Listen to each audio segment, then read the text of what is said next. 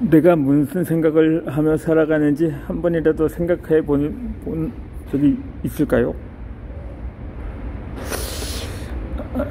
나는 매일 내가 지금 무슨 생각을 하는지 체크하면서 하루를 보냅니다. 물론 나도 처음부터 내 생각을 체크했던 것은 아닙니다. 내가 무의식적으로 하는 생각을 체크해야 하는지 생각조차 하지 못한 채 살아왔습니다. 나의 머릿속에는 하루 종일 많은 생각이 자리하고 있습니다. 오늘 해야 할 일에 대한 생각이라든가 오늘 내가 할 돈에 대한 생각, 이건 SNS에서 봤던 예쁜 옷에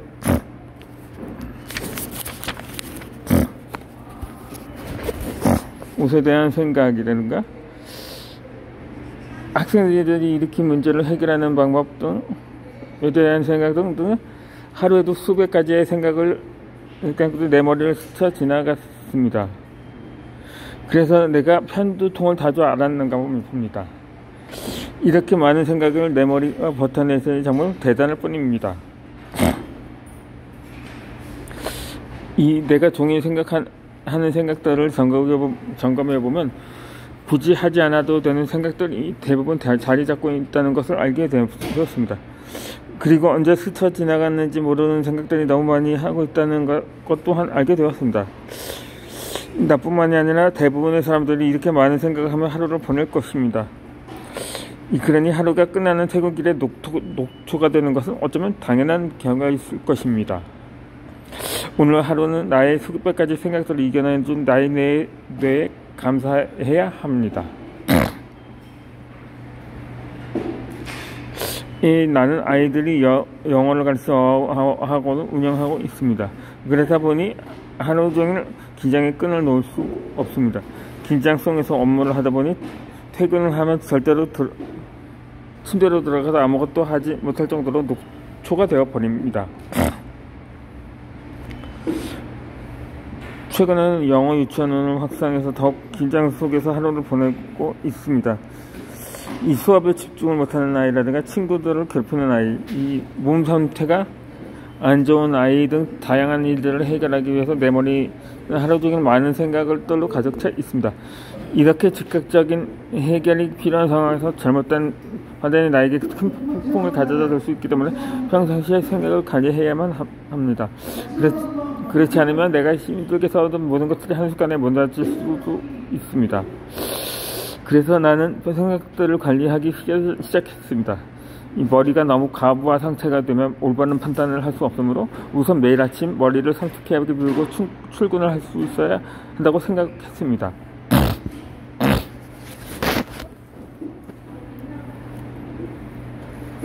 내가 생각을 관리하기 위해 가장 먼저 했던 것은 명상을 통해 머리의 생각들을 비워내는 것이었습니다. 어제 있었던 안 좋은 일들이나 신경을 많이 썼던 사건들을 머릿속에 둔 채로 새로운 하루를 시작할 수는 없었습니다.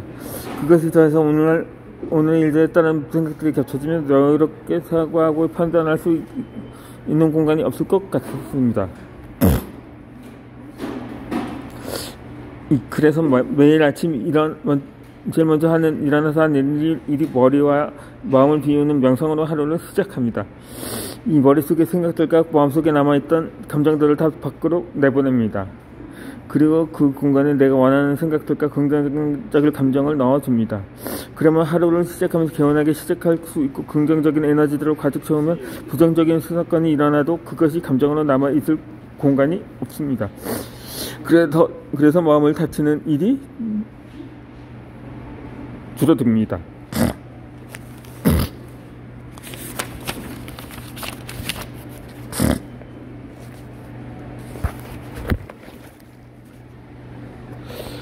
나는 하루에도 수십 개의 일을 처리합니다.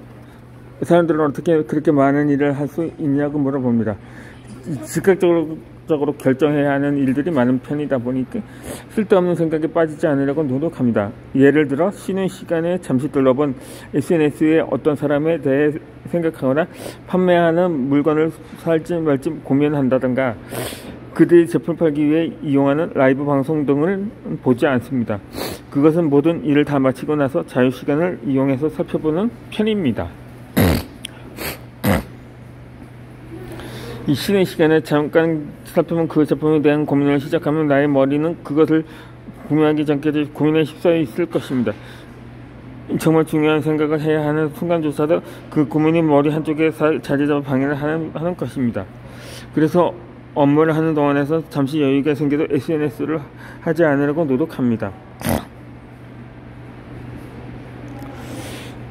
가끔 지하철이나 버스를 이용할 때가 있습니다. 이 사람들을 지켜보면 대부분 사람들이 핸드폰만 쳐다보고 있습니다. 메시지를 계속해서 주고받거나 유튜브 영상을 보거나 SNS 속에 사람들의 일상을 보거나 각기 다양한 것들을 하고 있습니다. 이 직장인들의 평균 출퇴근 이동 시간은 한 30분에서 1시간 내외로 대부분 핸드폰을 사용하여 무엇인가를 끊임없이 합니다.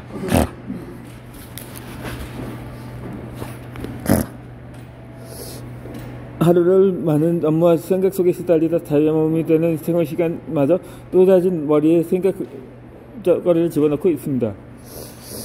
맛있는 음식을 먹는 방송을 보고 있다면 집에 가서 먹어봐야겠다는 생각을 시작할 것이고, 인플루언서가 판매하는 제품의 라이브 방송을 보고 있다면 어떠한 색상과 크기를 해야 할지 고민을 하는 생각을 시작할 것이고, 생각의 꼬리를 물고 나의 머리에 파고들 것입니다.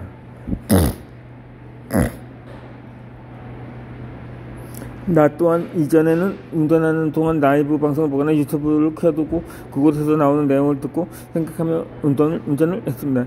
운전을 하는 순간까지 운전에 집중하지 못하고 생각거리를 만들고 있었습니다. 요즘은 되도록 혼자 있는 시간에는 생각하지 않으려고 노력합니다. 운전을 할 때에도 음악을 듣거나 오디오북을 듣지 않습니다. 아무 생각 하지 않고 하늘의 구름을 보거나 나무들을 보는 그 순간순간을 느끼고 노력합니다. 학원에서 업무를 보다가 수십 시간이 생기면 눈을 감고 호흡을 하고 가벼운 명상을 하여 머리를 비우려고 합니다. 그렇게 순간에 머리와 생각을 비우는 활동을 하고 나면 더 다양한 사고를 할 수 있게 되고 아이디어가 떠오르는 경우들이 많습니다.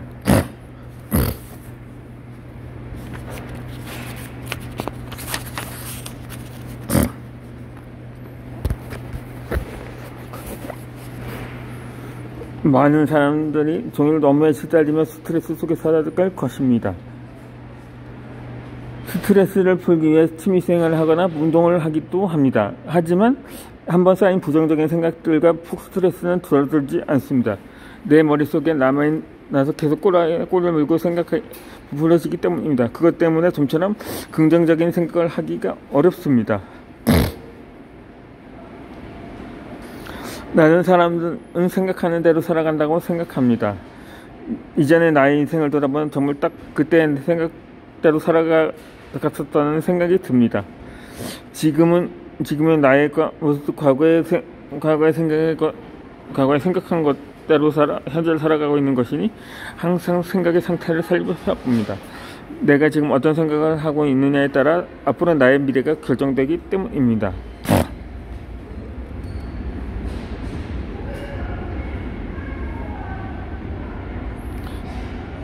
그래서 저도 내가 원하는 생각만 하면서 살아가려고 노력합니다.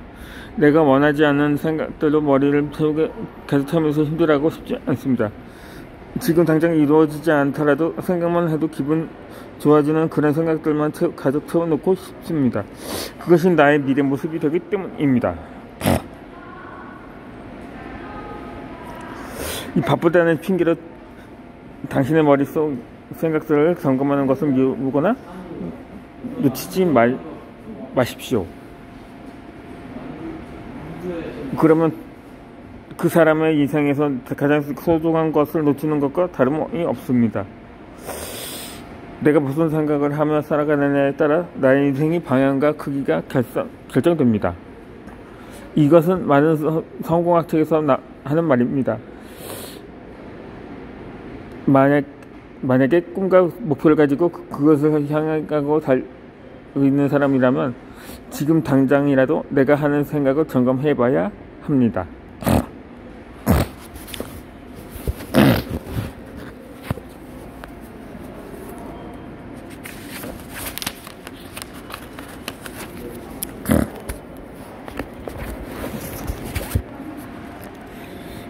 이 크게 이루려면 크게 생각해야 합니다. 제가 엄마가 다시 부산으로 내려갈까 생각을 하다가도 그냥 엄마가 보고 싶어서 전화를 끊고 눈물은 흘렸던 적이 있습니다. 20살 때 나는 서울로 대학을 진학했습니다. 첫째 딸이 타지에서 고생하다 강남 한국권에 비싼 월세 오피스텔을 얻어두고 매월 100만 원의 용돈과 내가 필요한 물건을 일명 엄마 카드로 구매해서 호화로운 서울 생활을 시작했습니다. 처음 대학교 입학을 예상했을 때 나는 큰 꿈을 꾸고 다짐했습니다. 대한민국 최고의 여배우가 되겠다고 말입니다. 이 최고의 여배우가 돼서 많은 돈을 벌고 싶었습니다. 딸을 위해 희생하시는 부모님께 자랑스러운 딸이 되고 싶었고 부자가 되어 부모님께 효수하고 싶었습니다.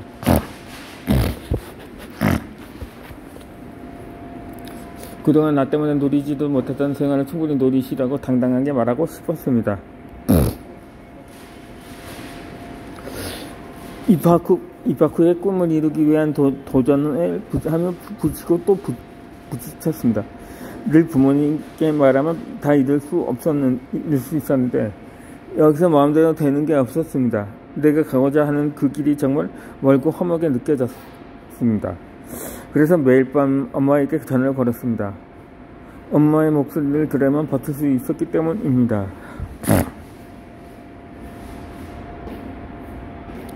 어릴 적에 부모님은 건축업에 종사하시면서 자수성가를 이루셨습니다. 아빠는 하루도 쉬는 날이 없었고 공사장에서 직원들과 함께 열심히 일하셨습니다. 어느 정도 부를 이루셨을 때에도 아빠는 늘 몸이 부서져라 직접 일을 하셨습니다. 엄마는 아빠의 사업을 도와서 조막가게를 운영하시며 매일 가게 문을 열고 장사를 하셨습니다. 엄마 아빠에게 두말은 없었습니다. 그 두 분의 목표는 단 하나였습니다. 우리 자식들이 하고 싶은 일을 하려 할 때 도와줄 수 있는 부모가 되자고 말입니다. 더불어서 힘들 때 기댈 수 있는 부모가 되자고 다짐을 하면서 자신들의 희생은 중요치 않았습니다. 두 분에겐 자식이 전부였습니다. 나에게는 엄마, 아빠는 너무나도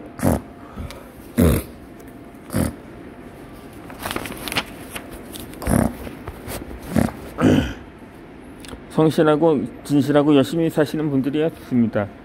그래서 나는 어릴 때부터 큰 돈을 벌고 싶고 너무도 성공하고 싶었습니다. 지금은 자식들 때문에 희생하고 있지만 내가 어른이 되면 부모님께 좋은 것들만 다 해드릴 수 있는 자랑스럽고 또 든든한 딸이 되고 싶었습니다. 이 연기자의 꿈은 내가 성공하기 위한 유일한 방법이었습니다. 3년 내내 입시를 준비하면서 다른 인물이 되어 그 감정을 연기하는 것이 즐겁고 좋았습니다. 평상시에는 화를 내지 못하는 성격 탓에 꾹꾹 참았던 것들을 표출할 수 있는 유일한 시간이었습니다. 어릴 적 내성적인 성격 탓에 발표 한번 하지 못했습니다. 그래서 감정을 잘 표현하지 않았고 주변에서는 늘 착하고 야무진 아이로 인식되었습니다. 그래도 오늘 나에게서 사춘기가 찾아왔습니다. 같은 학교를 다니던 친구가 연기학원에 다니고 있었습니다. 호기심에 따라가고 즉석에서 테스트를 보았습니다. 테스트를 하며 다른 사람의 감정을 연기하는 것에 큰 매력을 느꼈습니다. 엄마를 설득해서 내 성격을 고치는 정도로만 연기 학원에 다니기 시작했습니다. 엄마는 연기자의 꿈을 가지게 될까 큰 반대를 하셨습니다. 쉽지 않은 길임을 알고 계셨기 때문입니다.